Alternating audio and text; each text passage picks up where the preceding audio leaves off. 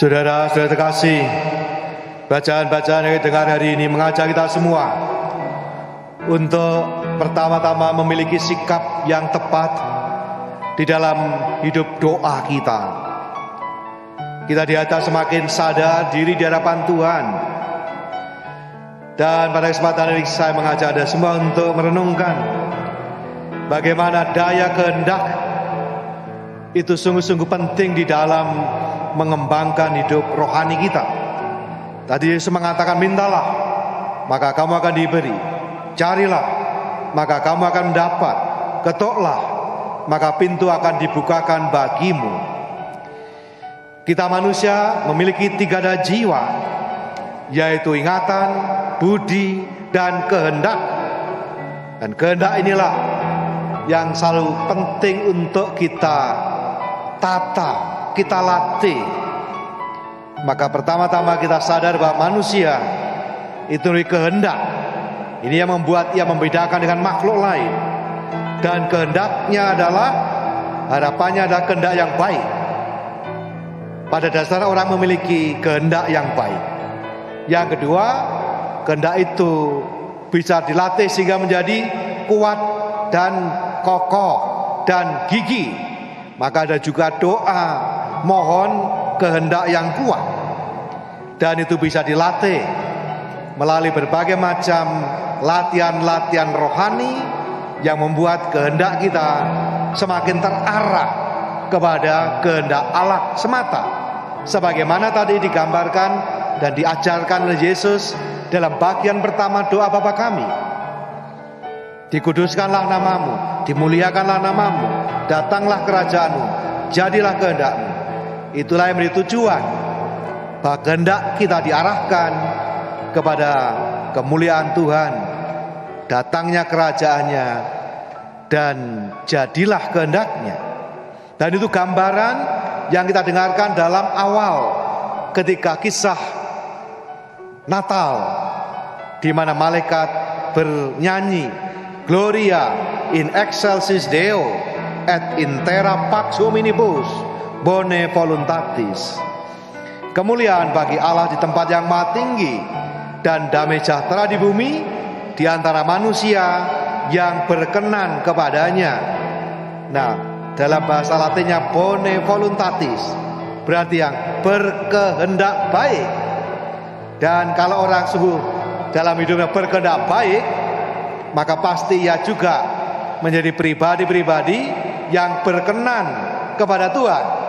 Maka terjemahannya sedikit berbeda, bukan berkehendak baik tapi berkenan kepadanya, itu juga sejalan dengan maknanya.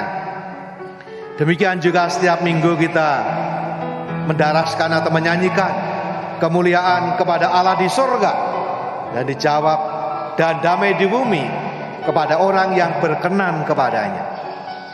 Nah, inilah yang membuat hidup kita semakin berkenan pada Tuhan kalau kita selalu memiliki kehendak yang baik. Seorang pejuang kemanusiaan, Martin Luther King Jr. punya ungkapan menarik. Sejarah harus mencatat bahwa tragedi besar dalam sebuah perubahan sosial bukanlah gemuruh lantang orang-orang jahat, tetapi kebisuan memprihatinkan dari orang-orang yang baik. Jadi yang membuat dunia kita menjadi lebih buruk bukan karena semakin banyak orang jahat di muka bumi ini, tetapi karena begitu banyak orang yang baik-baik diam saja dan tidak berbuat apa-apa. Dan dia meneruskan, hampir selalu hanya segelintir orang yang peduli dan kreatif yang mengubah dunia menjadi lebih baik. Tetapi kalau ada orang-orang baik yang kendati segelintir, tetapi yang peduli dan kreatif, itulah yang mengubah dunia ini jadi lebih baik. Kita lihat tadi bagaimana Abraham memiliki kehendak yang baik supaya Sodom Gomora tidak dihancur leburkan. Dan dia meminta, bertanya pada Tuhan, kalau saja ada orang benar, orang yang berkehendak baik, 50, lalu turun sampai akhirnya kalau ada 10 saja, Dan Tuhan mengatakan kalau ada 10 orang benar, maka tidak akan dihancur leburkan. Abraham memiliki kehendak baik dan berusaha untuk menyelamatkan Sodom dan Gomora, tetapi ternyata 10 pun tidak ditemukan, sehingga akhirnya memang menjadi hancur lebur. Kehendak yang baik ditemukan juga di dalam bacaan kedua, Yesus yang memberikan dirinya sebagai tebusan atas pelanggaran dosa kita melalui sengsara, wafat dan salibnya. Kita dibebaskan, kita dibayar lunas seluruh hutang-hutang dosa kita melalui pengorbanannya di kayu salib. Demikian juga menegaskan kepada kita semua di dalam bacaan Injil hari ini, jika kamu yang jahat saja tahu memberikan yang baik kepada anak-anakmu, apalagi Bapamu di surga. Bahkan sejahat apapun manusia, masih ada sesungguhnya kehendak yang baik itu, memberikan yang terbaik untuk anak-anaknya.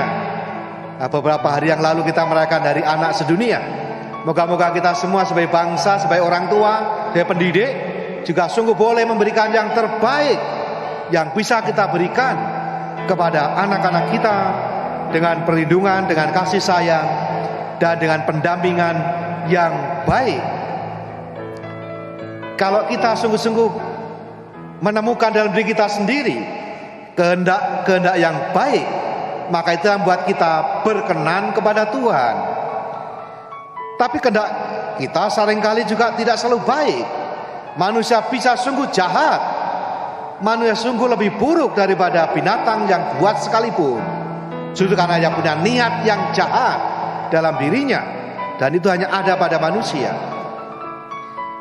Maka kalau kita tadi diajari berdoa, mohon, meminta, kadangkala tidak terkabulkan atau belum kita terima, kita bisa mendengarkan apa yang disampaikan surat Santo Yakobus bab 4 ayat 2 sampai 3, bahwa kehendak kita bisa jahat, dan itu yang membuat mungkin doa kita tidak dikabulkan. Ini yang dikatakan Santo Yakobus, kamu tidak memperoleh apa-apa karena kamu tidak berdoa. Penting, minggu lalu diingatkan untuk bekerja, berusaha dan berdoa. Dua-duanya harus jalan. Atau kamu berdoa juga, tetapi kamu tidak menerima apa-apa karena kamu salah berdoa. Doa kita bisa salah. Nah, kenapa salah? Nah, Santo Yakobus memberikan penjelasan kenapa doa bisa salah. Sebab yang kamu minta itu hendak kamu habiskan untuk memuaskan hawa nafsumu. Nah, ini kalau niat dan kehendaknya sudah buruk, maka jangan-jangan itu yang membuat apa yang kita mohon tidak kita terima.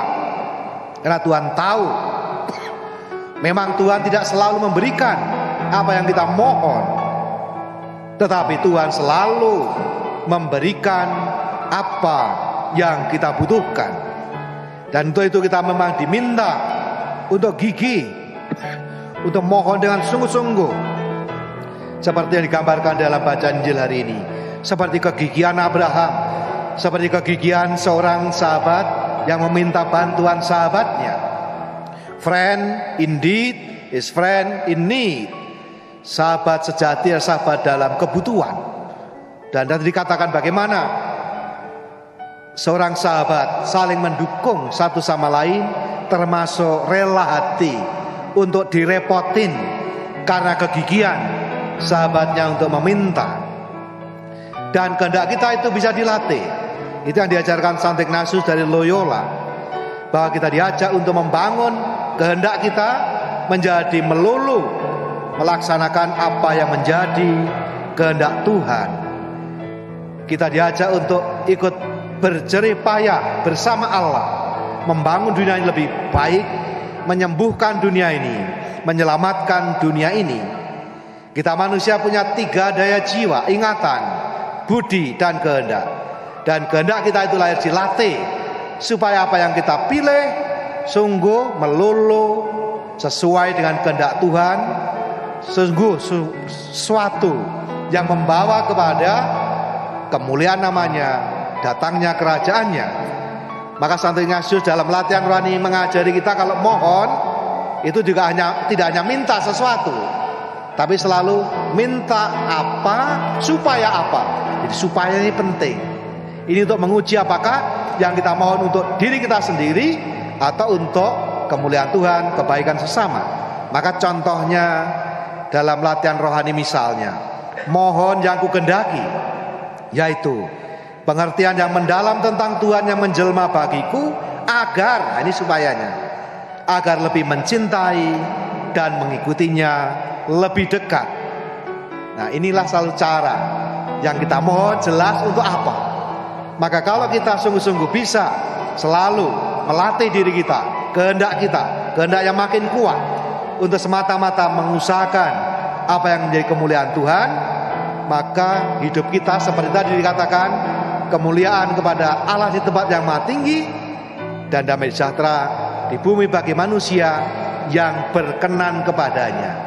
Kalau kita selalu berkehendak baik, maka seluruh hidup kita juga akan membawa kepada kemuliaan Tuhan, kebaikan bagi sesama.